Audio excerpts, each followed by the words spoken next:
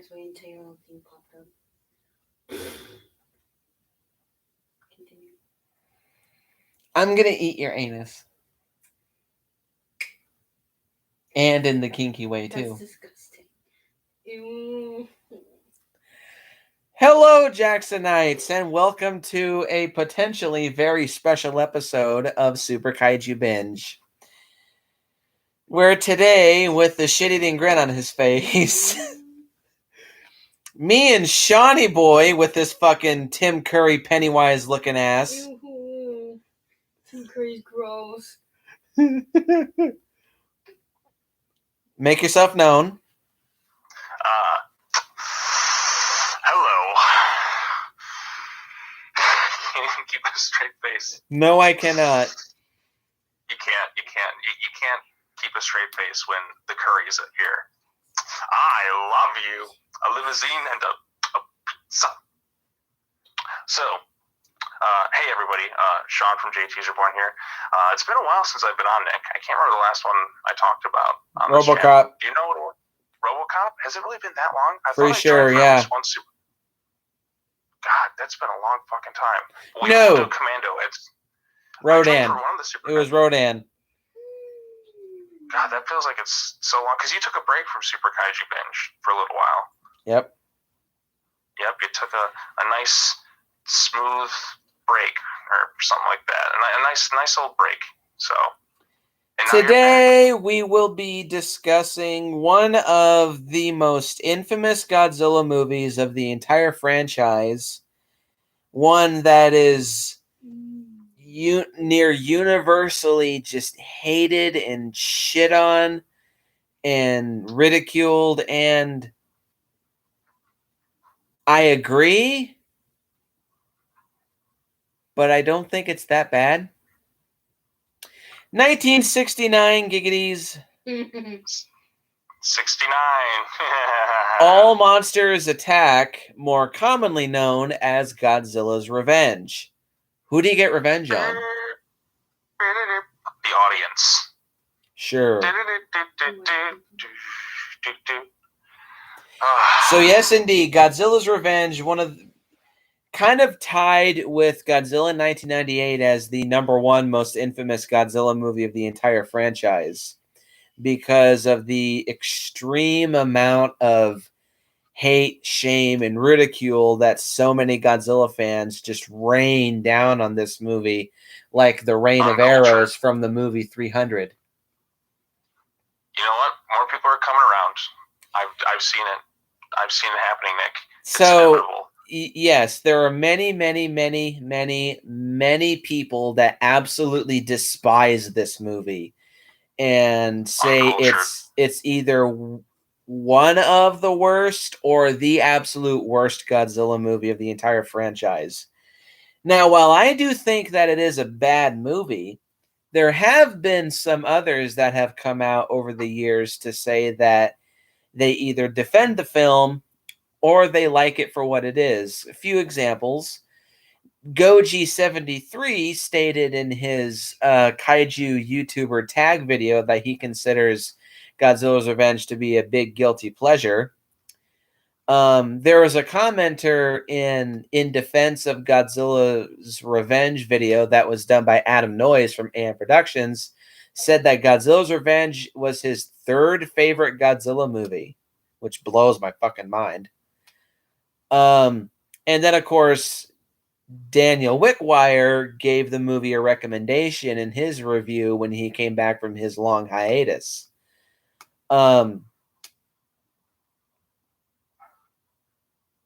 Surprisingly, one of the biggest defenders of Godzilla's Revenge was, funny enough, Shiro Honda.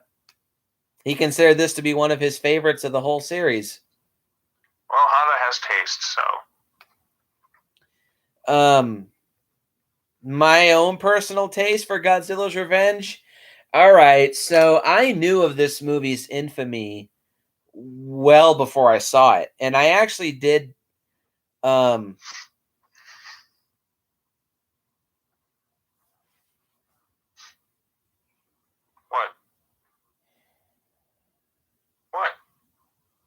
I don't want to see Ichiro twerking his ass on a car.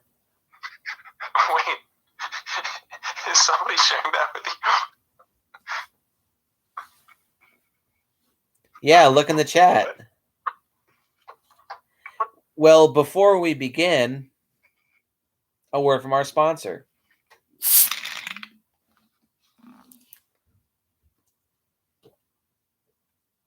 But just kidding, because if you say that, you get trouble. Huh? I said, but just kidding, because if you say that, you get trouble. You can't say something sponsor you if they didn't. But not really. And the word has been spoken. Anyway, so totally off track. So I knew of this movie's infamy well before I saw the film. And surprisingly, this was a bit of an early Godzilla movie that I saw. It was the very first of the classic media Godzilla collection that my stepmom bought me for my 10th birthday party. I don't quite remember. I don't know how old I was back in 5th grade. And I would rewatch the movie a few times over the years. And of course, I followed the hate wagon that so many other Godzilla fans just rained down on this movie. And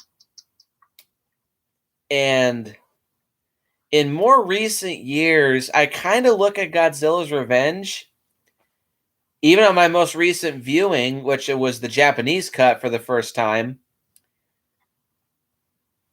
I don't hate this movie. Is it a bad Godzilla movie? Yes. Is it a bad film? Yeah, kind of. Is it a bad kids movie? No, I don't think so. Shawnee boy? What, my history of this thing? Yeah. Well, my history of Godzilla's Revenge goes back a long time. Oh, look who's in the chat. Oh my goodness.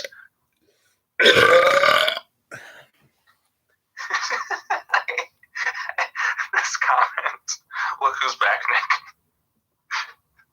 Okay, but I can't even... That's really making a fucking mountain out of a molehill.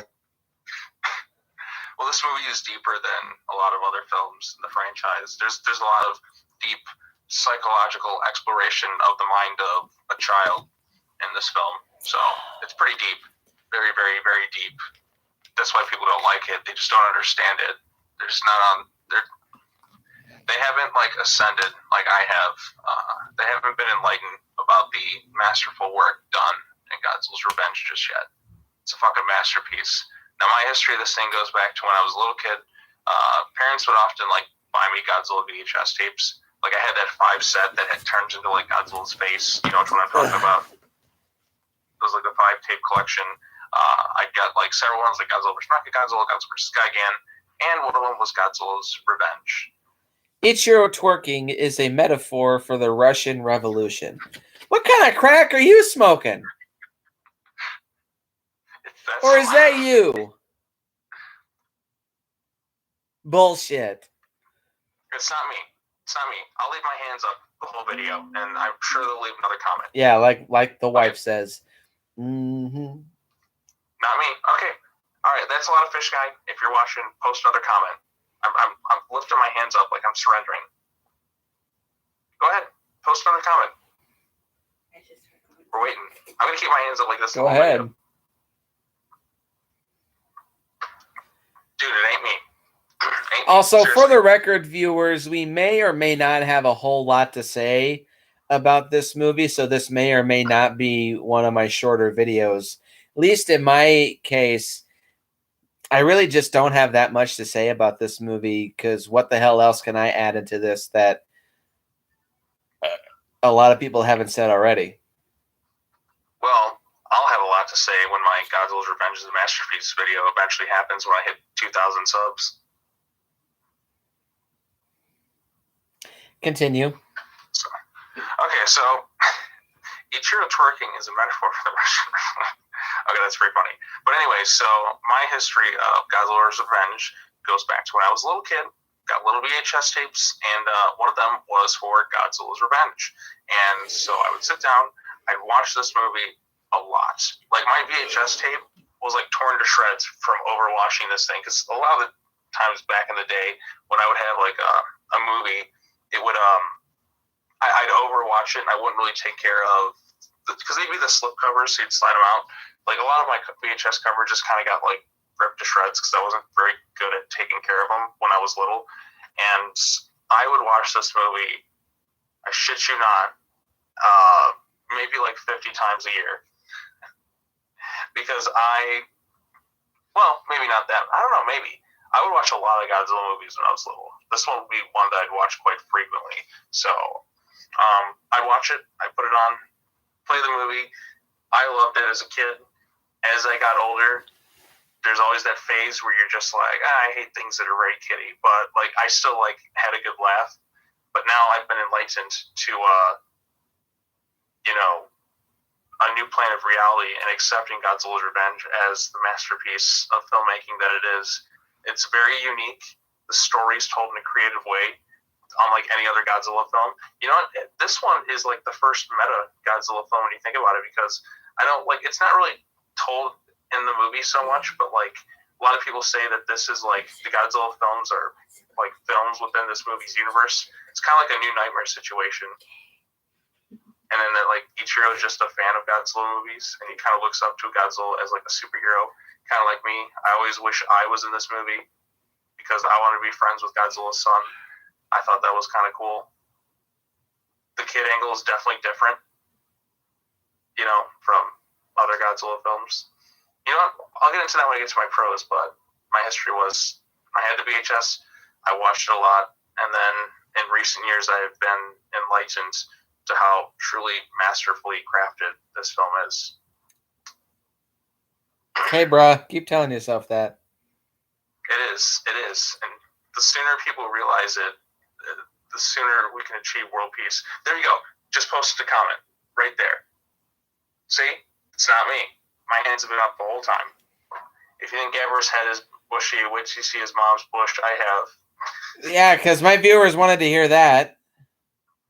Literally the first word of this fucking video was, I'm going to eat your anus. That's literally how the video begins. That's true. Anyway, so let's get into the plot of Godzilla's Revenge, shall we? Well, hang on. Let's get to the production real quick. Due to production costs, All Monsters Attack includes extensive stock footage from Godzilla vs. the Sea Monster, Son of Godzilla, King Kong Escapes, and Destroy All Monsters. The filmmakers also employed the same suit used for Destroy All Monsters, and despite being credited as the film's special effects director, Eiji Tsuburaya was not actively involved with the production. Director Ishiro Honda not only directed the drama scenes, but also the special effects scenes as well, which was a first and one and only time for Ishiro Honda, with assistance from Teruyoshi Nakano, who was a first assistant special effects director at the time. Honda would later confirm that Tsuburaya was given credit as the film's special effects director out of respect, quote unquote, because this was nearing the end of Eiji Tsuburaya's life. And the reason why Honda took over Tsuburaya's duties was due to, quote, budget and time constraints. A small studio was used for the production where both the special effects and drama scenes were filmed. Usually the two were filmed in separate studios. So there's a whole big spiel as to why this movie was made and why this movie led to the 70s era of Godzilla movies, which is easily my favorite era of Showa Godzilla. But if you really want a long, detailed story on why this movie was made and why Toho was kind of struggling and running all over the place with like a chicken with its head cut off, go watch my original Space Amoeba review from my Hondathon. But in long story short, Toho was kind of in a desperate situation at the time due to the rising success of television tokusatsu shows, i.e., Ultraman, Spectre Man, Kamen Rider, and Super Sentai. Some of that would come later in the 70s, but the seeds of those were started in the late 60s, specifically with Ultraman and Spectre Man.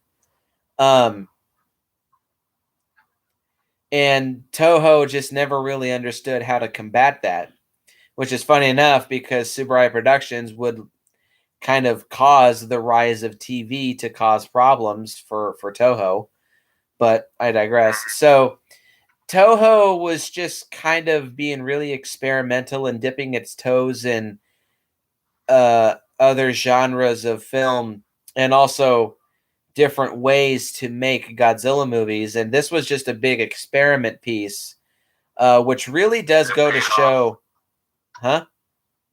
And it paid off for something very deep and daring that no other film at the time would attempt. Boy, this is going to just be a big smoke fest. Yep. So I think one of the best ways that you can look at Godzilla's Revenge is it is just a big experiment piece for some kind of format for Toho to recreate throughout the 70s. Is it good? Not really. But did it pay off in some ways? Kind of, yeah. Because I think Kaiju Networks kind of has a point.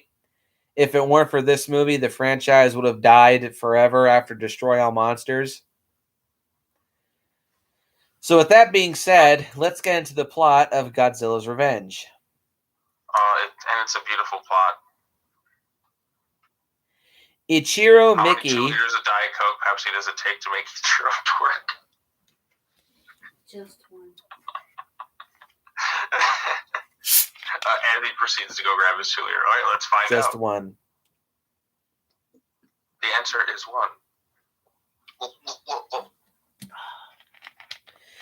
Ichiro Mickey, played by Tomonori Yazaki, is a highly imaginative but lonely latchkey kid. What the hell does that mean?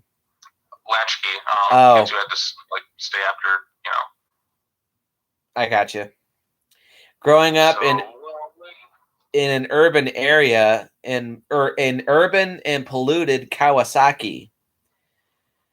That's quite dirty.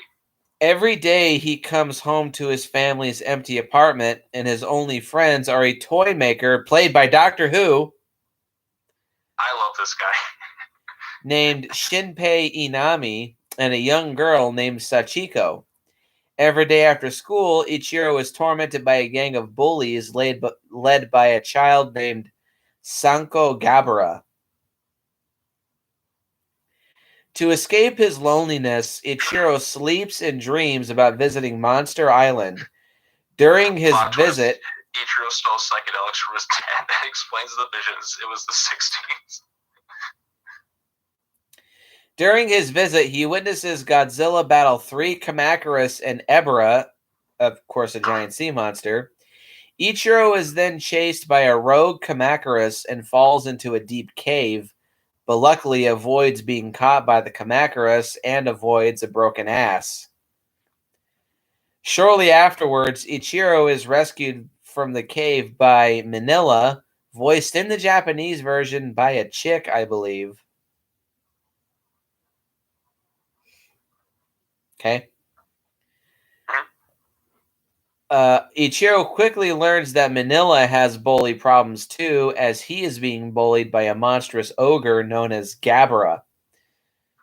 Ichiro is then awoken by Shinpei, who informs him that his mother must work late again. Ichiro goes out to play, but is then frightened by the bullies and finds and explores an abandoned factory. After finding some souvenirs, being 2 vacuum pipes, a headset, and a wallet with someone's license, Ichiro leaves the factory after hearing some sirens close by. Here we go. Ooh, I feel better now. After Ichiro leaves, Two bank robbers who were hiding out in the factory learn that Ichiro has found one of their driver's licenses and follow him in order to kidnap him. As you do. Later, after his sukiyaki dinner with Shinpei, I want that food. Every time I watch that scene, it makes me very hungry for whatever the fuck that is. Sukiyaki or whatever. I want some. I've been craving it for years. Just saying. Ichiro dreams again and is reunited with Manila. Together, they both watch as Godzilla fights Ebra again, Kumanga, and some invading jets. Then, in the middle of Godzilla's fights, Gabara appears and Manila is forced to battle him, and after a short one-sided fight, Manila runs away in fear. Godzilla returns to train Manila how to fight and use his own atomic breath. However, Ichiro is woken up this time by the bank robbers and is taken hostage as a means of protection from the authorities. Out of fear... Harry and Marv. Huh? I said I call these two Harry and Marv. When you think about it, because like I said, I feel like this movie inspired Home Alone. I genuinely do. Like there's elements that I'm like, this just reminds me of Home Alone. I mean, it's a vague connection, but it definitely reminds me of them. So, like even the scene where the guy falls through the hole and he looks up, and I'm like, wow, what a hole. That's literally Home Alone 2. What a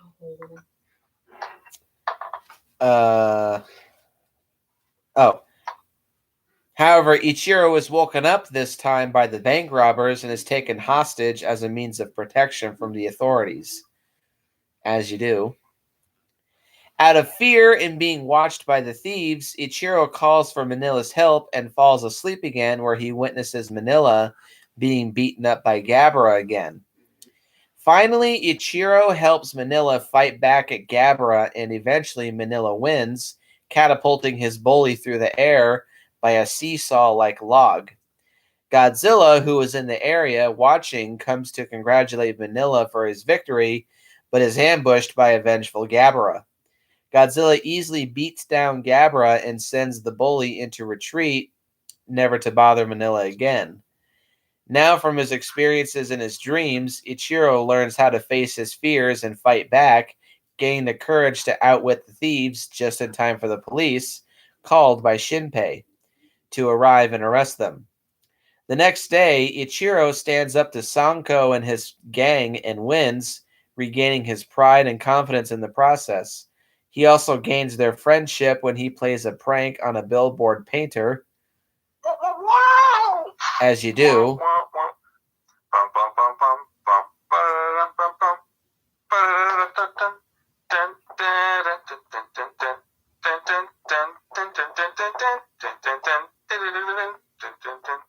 Well, you know that theme too?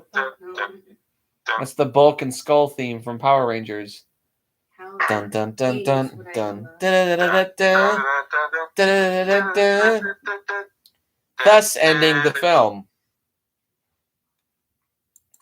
It's beautiful. It's fucking what was beautiful, that? Man. So yeah, this movie's story. Right off the bat, feels like a TV special.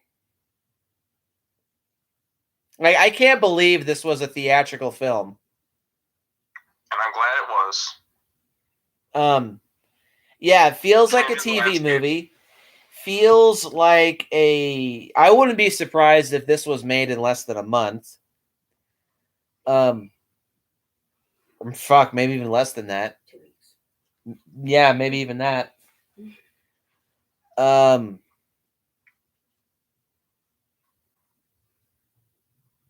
all I have to say. I don't really have much to say. The story is very kid-friendly. It feels like an anti-bullying PSA that you would find in that part of the school year where they're just shoving "don't bully kids" down your throats. And they would show you this as an inspiration to not bully, but just causes bullying to skyrocket as a response.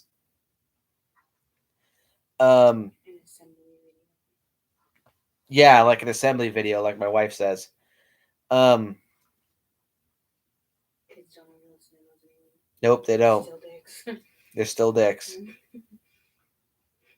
Yeah, that's all I have to say. I don't. That's all I have. I guess I could talk about the story for a second. So the story is presented in a very unique and interesting way, like very different from every other Godzilla film that's ever been made, because it's the only film that's told from the point of view of a child. That's why, like, it's kind of weird because I don't know if it's ever been confirmed with this film or not. Is it like, do the Godzilla films exist in this universe? Is that, and he's just a fan of Godzilla movies, or is Godzilla attacked Tokyo and saved it, and he's just excited? Because if the movies like exist in this universe as movies, then that would explain why he sees himself in those situations, because he's imagining them like when they go to the scenes, when they kind of relive the scenes from like Sea Monster, Son of Godzilla, and like the reason Godzilla's like changing around in that, and like Ishiro is just kind of imagining himself there. Well, like kids tend to have like an imagination. Like, I mean, a lot of kids daydream and put themselves like when I watched movies. I don't know if you ever did this. Like, did you ever kind of like think yourself in those situations? Like, did you ever imagine yourself in the movie, like fighting alongside your hero? Like, you get what I'm saying? What? Sorry. This dude's comments are just getting out of control and getting really distracting. Ah, yes. That's what Godzilla says, to twerk on my own cars. Oh, Matthew Broderick. All right. Yeah, so like this movie does play a lot as like a Godzilla clip show, replaying a lot of the fights from other movies. But you also have to understand that this whole movie is all from like Ichiro's perspective. He's imagining himself in these situations based on what he's seen, which I imagine is the Godzilla films. Lots of kids do that, so I think it's presented in a really unique way. And also, like, since it's all kind of like, since he's a lonely kid, he's picked on a lot, and he only has like the one, like the two friends, the toy maker, Doctor Who. Like, that guy's always some wacky, crazy character, and I love it. And he's got the one girl who's his friend, but like he's still like a small kid. Like, his parents are never around. He even gets fucking kidnapped, and he still comes out like a strong badass. Like, by the end of it. But again, I kind of like how he's using like something that he knows and loves to kind of conquer his own fears, because he doesn't really have somebody to look up to. He doesn't have like an older brother, so he looks up to like instead of looking up to like superheroes, he looks up to Godzilla. Like, I mean, I looked up to Godzilla when I was a kid. As did I. Yeah, because Godzilla was a hero to like a lot of kids, kind of like how Gamera was. I mean, even though Godzilla's been a villain too, like he became a hero fighting other monsters. So he, in order to kind of face his own problems, he kind of had to like his dreams were kind of telling him what to do, which I think is something very interesting. Like how the monsters represent like his inner turmoil, and like you can see him kind of running away from his problems. And that's the only way he can kind of get the courage, like, because he's got these issues he's got going on. Like, his parents are never around. He's got the boys and that, and the only person who can kind of get him through these situations is himself. And he has to kind of learn to stand up for himself and gain the respect. Quick-witted thinking. I think that's actually very fascinating, because it's certainly different from all the other films in the franchise, and like it's kind of interesting to see how seeing this from like the imagination, all from the mind of a child. I think that's something kind of relatable about that. Like, when I was a kid, sometimes I could be kind of lonely. Sometimes, when you're off doing your own thing, like, not everyone's always around there, or maybe sometimes you feel like you're kind of a bit of an outcast. There's something kind of relatable to Ichiro. And again, maybe it's because I watched this a lot, like, when I was a kid, and maybe that's why there's this really strong connection with me in the movie. But I just found that kind of interesting, like the way the story's presented. And yeah, some of it's for sure cheesy, but I still really liked it. But anyways, I'll let you go ahead now and continue. I'll save a lot of that for final thoughts. Yeah, I just don't have much to say about it. The story, I guess, in the context of the film, it's fine. It's definitely very much so a kid's movie. It feels like a PSA, feels like a TV movie or an after-school special. I don't think it's bad, but I also don't think it's good. So let's get into our pros and cons of Godzilla's Revenge. You can go first. You know what? That's the thing, kind of breaking down the pros and cons, because, like, I mean, I could just say the whole movie's a pro, because it's just that fucking great. Anything that most people would consider a con, like, oh, look at all the stock footage, like, no. there's a purpose for it, because the kid's just putting himself in those perspectives because he's already seen these images before. So I wouldn't really call it stock footage. I have in that 4 regard. pros. I have several pros. Let's go to pro number 1. So pro number 1, I think, is the story being told in a very creative way, and basically for the reasons I just listed. This is a very experimental Godzilla film. We see things from a child's perspective. We see how, like, the monsters themselves represent, like, things in his own life, like his own life problems. Like the monster Gabra that Manila has to face is basically just his own mind trying to find the courage to be brave, because he's always been through, so much shit. And, like, I like how they both kind of have a Gabra. They're kind of paralleling each other in that regards. So I think the story's presented in a pretty interesting way. Pro number 2 is Ichiro. Now, Ichiro, like, he's just a kid. And I found myself kind of relating to him a lot when I was younger. There's just something about, like, him in this movie that kind of connects to me. So, like, he's just a kid just trying to find guidance and something to look up to, but he doesn't really have the friends or the parental figures who are around all the time. So he kind of uses Godzilla and Manila as a means to do so.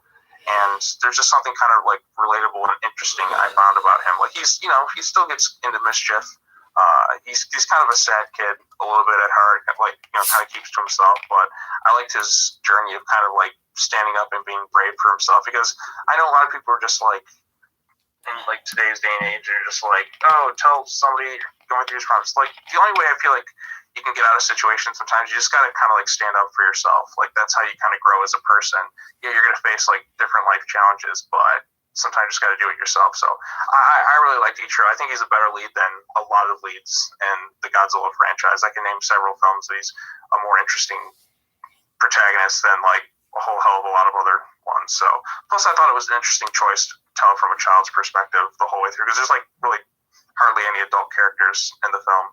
So, I mean, you have the wet bandits, and then you have, like, Doctor Who, and you have his parents who are just kind of briefly there, but for the most part it's still just him and the monsters. So I thought that was kind of interesting. So the next pro I'll say is the score. I mean, the main, like, I even love the Japanese version.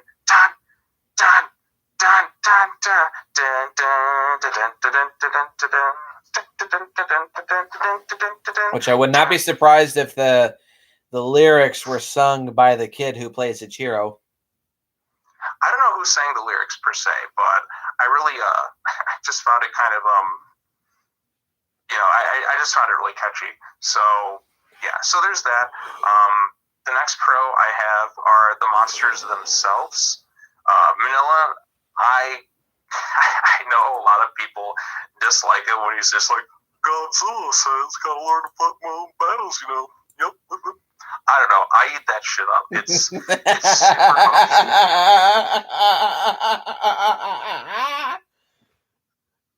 You did not just order food. No, I didn't. We literally just fucking ate dinner. Why the fuck would I order food? I don't know. It looked like you were ordering food. No, I'm playing my game with hard cock. That's literally. Did you say they're playing this game with hard cock? Is that what I heard? No, I'm playing a game, and the guy that I'm playing with, his username is literally hard cock with 2 D's. Why? The fuck? Okay, I have 5 pros now instead. Alright, so I liked Manila. I liked his friendship with Ichiro. I thought it was kind of like his crazy set of powers, like, that just don't make no sense, but it actually does make sense when you consider the fact that it's all in a dream, and it's just Ichiro just kind of working out his own problems. I like the moments between him and Godzilla. Like, I'm a sucker for the father-son moments with Godzilla and Manila, like, where it's just Godzilla just being a dad. I think that makes Godzilla a much more relatable character, and it's always just kind of fun to just kind of see that play out. Like, he's the king of the monsters. He's destroyed cities, but he's still just like a dad who just, like, who'll scold his son, who'll give him a hug, who'll, like, pat him on the head and give him some encouragement. I think that's just precious filmmaking. Like, I mean, you don't need any dialogue there. You just kind of just watch the monsters do their thing, and there's just something, like, effective about that. The next pro is this movie's funny as shit, like whether intentionally or unintentionally, maybe both, maybe a bit of both. It's just really, really funny. Like, you got the monsters flying around doing wacky things. It's visually very trippy with all these weird transitions, like the way like fight scenes are done, the way like the reality and the dream world seamlessly at times. This is a very like, it's funny, but it's also, I guess that's another that's my next pro, is this movie's insane, but like in kind of a good way. Like I said, like you'll have like moments where Ichiro just feels like he's entering into the Twilight Zone, and like the camera just going, and then like he'll just transition himself on Monster Island. You'll have fucking like plants that come and alive and grab him, which is a really bizarre scene, but again, it's all kind of represented by the difference between his dream world and the real world. There's some like really, there's some bits that make me laugh too when he's facing off against the wet bandits. Like there's that scene where the one guy's, I'll call him Harry because the other one's Marv because he fell through the hole. When basically Marv, I fell through a hole. Wow, what a hole! So like when the other guy, Harry, basically is chasing the guy with the sunglasses, he's literally like doing this with his hands, and he's like a cat, and like they just add these weird sound effects with him, and he's like and he's trying to like get Ichiro. Like that's funny as fuck. It's just so over the top ridiculous that I just kind of love it. Next pro is yes, right there. You know what I'm talking about. He's got to do that. Yeah. Godzilla takes out a belt and whips Minya. Jesus, that laugh is becoming part of the next compilation. Which one? Never seen the Japanese. Yes, exactly. So, I know my thoughts are kind of scrambled as I'm saying these out loud because my mind is just racing like 100 miles per hour just thinking about this movie. Like, there's just something it does to me. Like, it's like an explosion of like artistic expression and all that other stuff. Yeah, whoa there, buddy. Right now. But yeah, so like there's also these weird random moments where he just in the American cut, Ichiro just like he just goes wee whoa. It just does like all these weird sound effects. There's a scene where he dry humps a car, which I don't know what Okay. Okay. He literally just jumps on it. He's just like, maybe the movie's trying to tell us something, like something very deep, like all this pent-up frustration. Or maybe he's just being a kid. He's just like, now you sound like a fucking Shining fanboy bullshit film theorist. Maybe I'm too far into this thing, man. I'm seeing shit now. That's trying to say that the lizard is horny. Motherfucker needs a girlfriend. Where the hell's Gojiren or Bujiren? Hey, you're saying this, not me. Continue. So the next pro are the fight scenes because they're really wacky and crazy. Like, I think it's really funny how Godzilla's trying to encourage Minola to fight on his own. Then like Gabra like hits him and Godzilla just shoves him out of the way. He's like, I'm kicking this guy's ass. Yeah.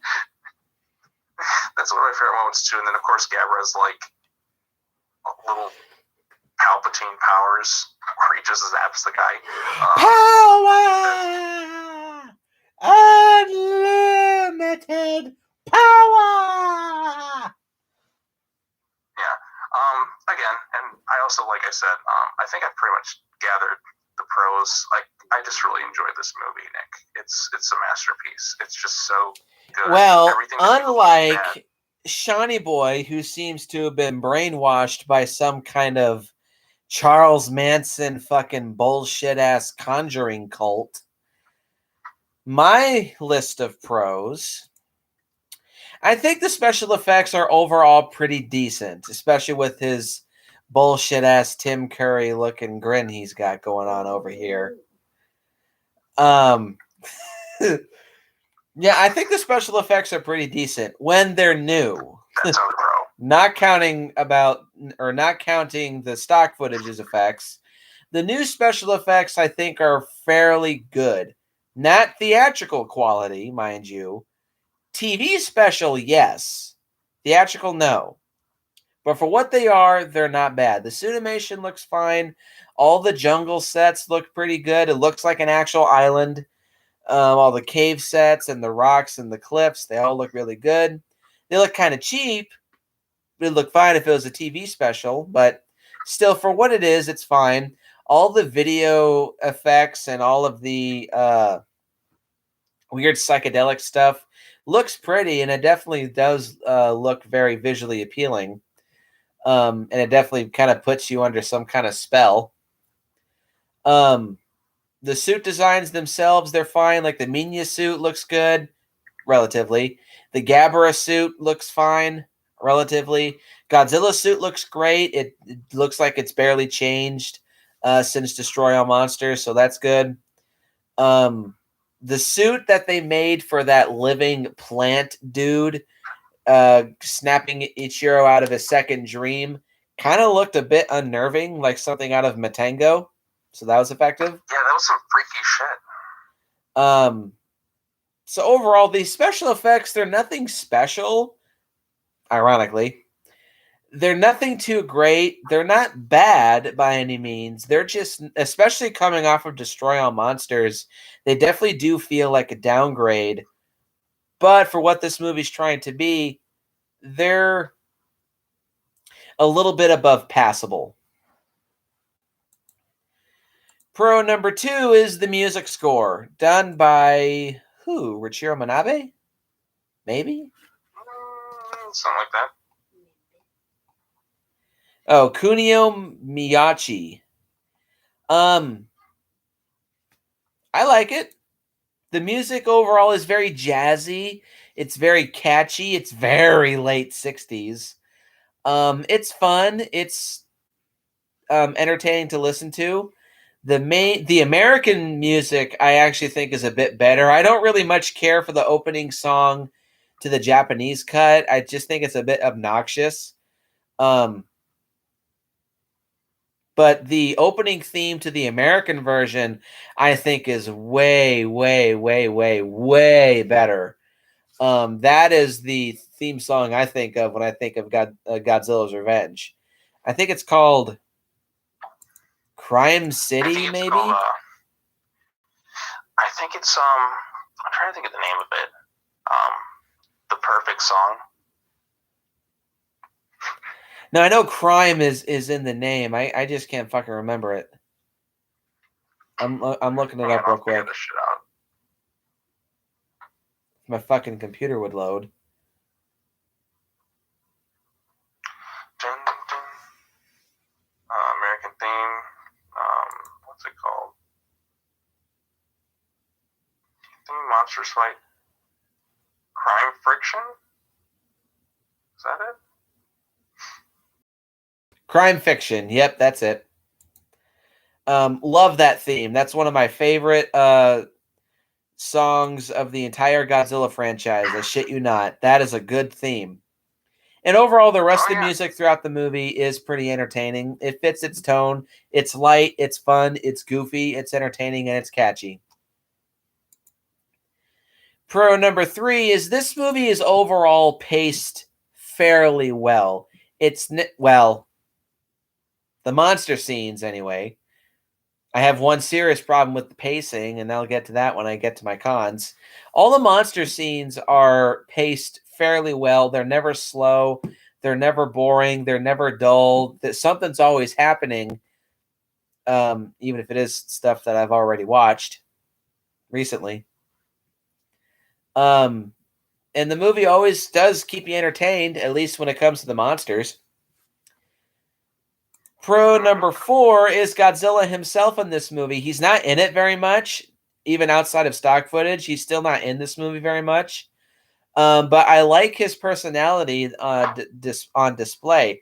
Obviously, still, Haruo Nakajima was still playing Godzilla and doing a pretty good job of acting like a stern but caring, loving dad. And I like that about him. That's the biggest thing I take away from Godzilla in this movie is that he's acting like a stern but loving dad. And I like that about that. I just realized it, Nick. I just figured out why the movie's called Godzilla's Revenge. He tried to get Manila to face off against Gabara. Gabara attacked him, and then Godzilla just got revenge by beating the shit out of him with his son. There you go. That's why it's called Godzilla's Revenge. I just cracked the code. I cracked the case.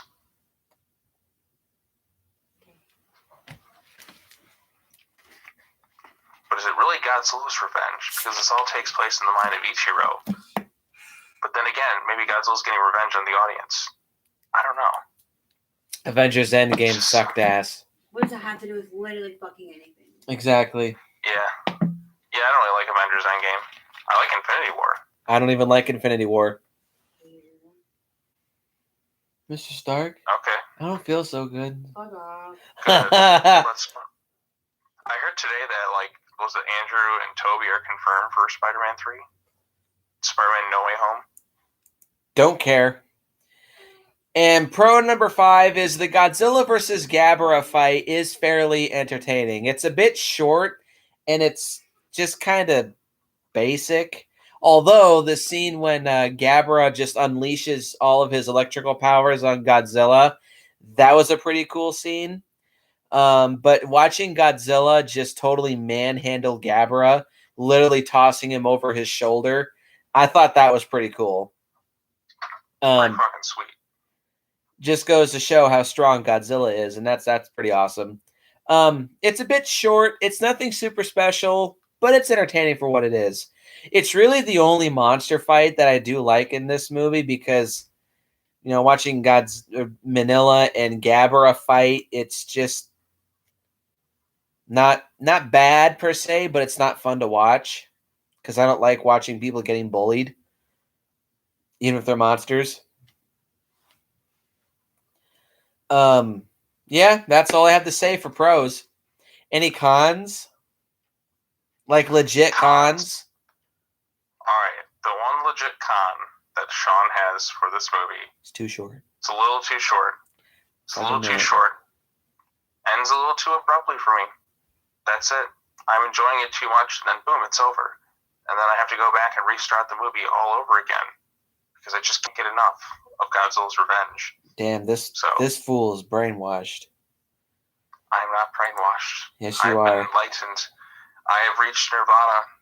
Yeah, this Nick, this fool is brainwashed. So for me, con number 1 is Gabara. I've never liked Gabara as a monster. I don't like his design. I really don't like his roar. His roar is so obnoxious. It's almost as obnoxious as Gyra's roar from War of the Gargantuas. It's just this crazed and really throaty, warbling sound. Like,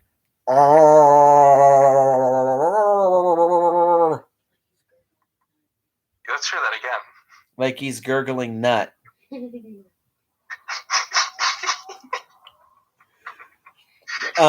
It's not pleasant to listen to. So Nick, can I just say that you're like a quotable machine? You come up with these weird catchphrases. Like half of them come from my wife.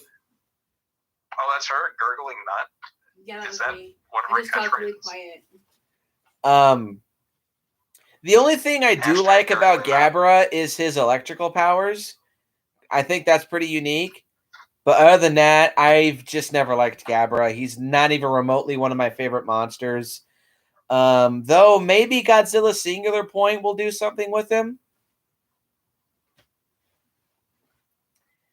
Con number 2 is this movie has some pretty bad editing. Not talking about the stock footage itself, but it's not edited together very well. They jump from random, like all of the scenes with Godzilla fighting Ebra are very poorly edited. They jump from fight scenes that take place at night to literally randomly right in the middle of the fight. They jump to the final bit from Sea Monster that takes. Understand, we're in the world of the dream. It's replicating the craziness of how dreams just jump around. That's why it happens. Yeah, this fool's brainwashed. Anyway, yeah, this movie has some pretty bad editing. It'll jump from a night scene to a day scene, and they'll jump from one Godzilla design to another Godzilla design in the same scene and be incredibly jarring in the process. Dreams. We're in the world of the dream. That's what it's replicating. Brainwashed. I'm He's just in the telling world you. of the I'm just telling you. brainwashed. I'm telling you how it is, man. Everything that you think is a flaw is actually intentionally done. And the worst editing of all, I shit you not, I thought something was wrong with my DVD the first time I saw this movie. The editing that's done when Ichiro is fighting Gabara in the real world, it'll just randomly jump from footage to just images. And then it's like a GIF, and then it's a still image. And then another GIF, and it's a still image. I legitimately thought something was wrong with my disc when I first saw this movie. Till I had a couple smudges, but I cleaned it and I put it back in. Greatest fight scene of all time. And it was still glitchy, and I was like, oh, okay, never mind. This is just part of the movie. This is how it was done. Why? Masterpiece. That's why. Experimental. Changing the game. Con number 3 is all the human scenes. I do find the film enjoyable when it's on Monster Island, but all of the human scenes just kind of go nowhere. They just drag and bumble around and meander, and they just get kind of dull. You don't enjoy Doctor Who or the Wet I Bandits? do enjoy Doctor Who in this movie, but he's not in it enough. But yeah, all the human scenes just kind of bring the pace to a screeching halt. This is why I say the pacing is okay. All the monster scenes are paced well. All the human scenes just drag and meander and just go meh. Con number 4 is a lot of the characters in this movie are pretty annoying. Yeah, we have a new pair of 2 bumbling butt fucks in this movie, being Harry and Merv. Yeah, they pretty much are just Japanese, Harry and Marv, but that doesn't make them enjoyable. I just find them to be kind of annoying. Because I just asked myself, ass kicked by a little kid. That's kind of funny. It is a little bit, yeah, and the fact that he is recoiling and soaking wet, foamy agony from a fucking fire extinguisher. It's literally just foam. The only human character in this movie that I do like is Doctor Who, because he's fun to watch. Other than that, like Ichiro, yeah, he's annoying. I understand that he is a child in a latchkey society and he's very lonely, but he's still kind of annoying. And I also don't really get attached to him as a protagonist when he nearly gets 2 or 3 people killed at the very end of the movie. Like, the fuck, kid? There's standing up to your bullies, and then there's just becoming another bully. And Ichiro low-key becomes another bully. Yeah, he took him down because, he had to make a scene. He had to stand up for himself. He had to say that, you know what? I'm not the bitch anymore. You're the bitch. And then, no, but he spills paint all over that one dude, and he almost gets him run over by a train. No, that's that guy's fault, because he was just like, he should just ignored him. Should just painted his thing, or maybe climbed down the ladder. Ichiro was such a savage there. Like, as soon as he kicks Gabara's ass, he walks off like a badass, goes right up to the guy, starts honking the guy's horns, like, yep, that's right, this is my yard now. And then he finally gets his dad to do something for him. Then he finally gets his dad to, do something for him. Played by Kenji Sahara, which was his very last Godzilla movie where he's playing a major character. He would just show up in quick cameos for the rest of the show at Godzilla movies. Yeah, and you know what? His dad finally did something at the end of the movie. His parents weren't there when he was kidnapped, and so he had to make up for that by. So Ichiro, he got away with a little bit of mischief at the end, and then because kids do stuff like that. I mean, it's not the end of the world. That's that guy's fault for not paying attention when he's on the ladder. See, there's distractions that happen out in the battlefield, Nick. You have to be prepared at all times. You have to mind your surroundings. Ichiro was testing him. Just trying to see if that guy was really focused on his job. But, he fell down the ladder because he's an idiot. So you got more creamy white. You know what? I just noticed something just now. Both people that Ichiro kind of took out in the movie, the one guy had like that sprayed white foam in his face. I gave you a straight face. Moving on. The other guy had the white paint. Maybe they're trying to tell us something. Con number 5 is that this movie's story overall, I think, is pretty pointless, especially in the context of the Godzilla franchise. You really cannot and should not watch this movie as a legit installment in the Godzilla franchise. Just kind of look at it as this side Elseworlds almost kind of story. But even then, this movie's story is just pretty pointless. It begins abruptly, it ends abruptly, and it's just a random series of events that are barely strung together by one kid. This is Joker before Joker, because we don't know what events were real and what weren't, what was or what wasn't. Because This is like the psychological study of a child. The bumbling buttfuck Batman fan over here always has to make things connected to Batman. Okay, the big elephant in the room, which is con number 6, is the stock footage. Now, everybody loves to say that this movie is 90% stock footage. This is, in fact, very much so not true. This movie is 1 hour and 9 minutes long, and they barely use 9 minutes worth of stock footage. The only reason that they do say that and why it feels that way is because they show a lot of those 9 minutes in the first 25 minutes of the film. That's it. After that, like especially around like the halfway point is where it's just all original footage. But yeah, the stock footage is pretty jarring. It's not well edited together. And they jump from different Godzilla design. There's 3 separate Godzilla designs that are shown in this movie. And they jump from the Sea Monster design to the Son of Godzilla design to the Destroy All Monsters design, then to the Sea Monster design, and then the Son of Godzilla design. And then they finally settle on the Destroy All Monsters design. It's just like, God, what? Oh, wait. What design are they using? Make up your minds. So it's just jarring, jumping from scene to scene. It's genius because he's reliving the scenes from the movies because he's a big Godzilla fan. He's putting himself in there. This fool's brainwashed. This is how he works out his own problems because he doesn't have real parental figures, so he has to look up to Godzilla in Manila. This fool's brainwashed.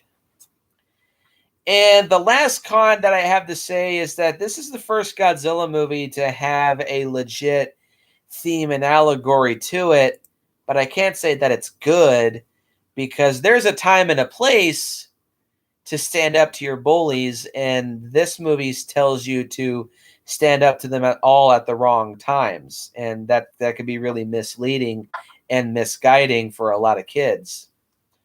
It's also a bit forced and a bit shoved down your throat. Not as bad as the next Godzilla movie, though. I watched that the other night, too, and geez, what the... Oh, boy. That's all she wrote. So, your serious and legit final thoughts on Godzilla's Revenge. All right. Give me 1 second. I did write some of these down because so I wasn't so scatterbrained as you were talking, sir. So let me go ahead and pull up my thoughts that I briefly just kind of wrote down really quickly. So, Godzilla's Revenge is a film that I feel like gets a little too much flack. Yes, it's very cheesy, but I enjoy my cheesy monster movies. I found myself watching this one a lot when I was little. Maybe it's because I found myself kind of relating to Ichiro a bit. You know, sometimes I felt like an outcast and would often daydream as a kid. Sometimes my parents would work long hours and I'd be by myself, and I'd spend a lot of time watching Godzilla movies and other films in the process. There's just something kind of about this film that connects with the inner kid in me. Maybe it's because I watched a lot as a kid, or maybe because it's a story told from the perspective of a kid. I think it's an interesting choice. We see again, I think seeing this from the kid's perspective, we see how his fears and real life problems manifest themselves through his dreams, and I found that kind of interesting. It's definitely something very different from the rest of the franchise. He's trying to find guidance and something to look up to, and so he has to use Godzilla and Minilla as a means to face some problems that go on in the real world. And eventually he learns to be brave. He stands up for himself, overcomes that, and at which point he's finally accepted by the other kids. So do I think this movie is bad? No, I don't. I think it's very underrated. Can I see why people don't like it? Yes, I can, Nick. I can see why people don't like this movie, but it won't ever stop me from loving the ever-loving shit out of Godzilla's Revenge. I love this movie. I really do. I think it's genius. I think it's a masterpiece in the right kind of way. And, yeah, I mean, all art, art is subjective, in terms of how it can move people. Godzilla's Revenge moves me because it's just so great. And, yeah. With your flaring ass nostrils. So my final thoughts on Godzilla's Revenge. It's not one of my favorites. It's not a masterpiece. It's not a great movie. It's not a bad movie either. I'm going to fucking mute you, boy. It's not a bad movie. It's probably, one of the worst Godzilla movies ever made if you try to look at it in a serious light. But even then, if you look at it in a campy and cheesy light, I still do think this movie is not very good and not very well made. Movie, or is it? Maybe it is. Maybe it isn't. That's the brilliance of it. You don't know, or do you know? Don't look at this as a legit installment of the Godzilla franchise. Look at it just as an experiment piece and an Elseworld story, to quote DC fans. You know what, Nick? I was going to say, it's kind of like, this is a strange comparison, kind of like how Wes Craven's New Nightmare is kind of considered an Elm Street film, but it's not really. Whereas, the Elm Street films are films, and it's the actors are kind of playing themselves, but it's kind of like a continuation of it. You get what I'm saying? How it's, because you can kind of, maybe, I don't know. Because that's the thing with this movie. Even to this day, I've heard some people say, okay, so the Godzilla films are films within this universe, and you're just imagining it. Or is it really? That's the thing. I don't know. I really don't know. And I'm still trying to figure it out. Maybe one day I will. We'll see what happens. It is interesting, but I wouldn't really consider it. It's part of the franchise, but it's kind of its own entity. Yeah, so that's the best way. Look at it. Yeah, it's a collective part of the franchise, like how Gamera Super Monster is collectively part of the Gamera franchise. Ooh. Woof is right. The best way that I can recommend Godzilla's Revenge is as a kid's movie. I think kids can get a kick out of this film and enjoy it like Shawnee Boy did as he was a child. And I enjoyed this movie when I was a child. It's not one of my favorite Godzilla movies, nor will it ever be, but I don't hate it. Which is why I will be giving it split right down the middle at a 5 out of 10. It's not terrible, but it's not good either.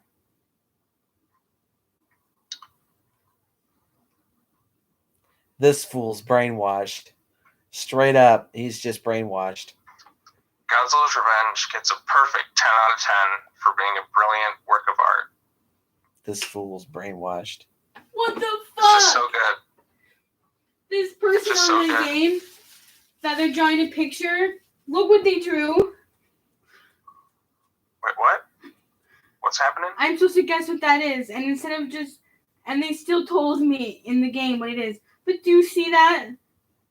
That is a drawing of a lady sucking a guy's wiener. Why would you... What the fuck? Because that's what you want to hear in a Godzilla review. And the word is drip. And that's the picture that they sent. This is what I love about these live reviews, because shit like this just pops up in the middle of it. Post your comments down below. Let me know what you think. Hit the like button. Hit the subscribe button. Share this video with your friends. Go check out JTISREBORN. He's got a lot of superhero and comic reviews on the way. Look forward to more episodes of Super Kaiju Binge. One last plug, Nick. One last plug-in. So before Nick logs off, Nick, I want to say thank you for inviting me on to talk about Godzilla's Revenge.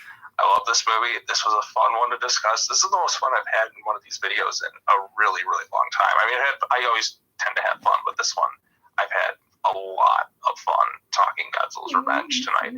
But I should say, once I hit 2,000 subs, the Godzilla's Revenge is a masterpiece video. Will finally be released, finally be finished, all set to go.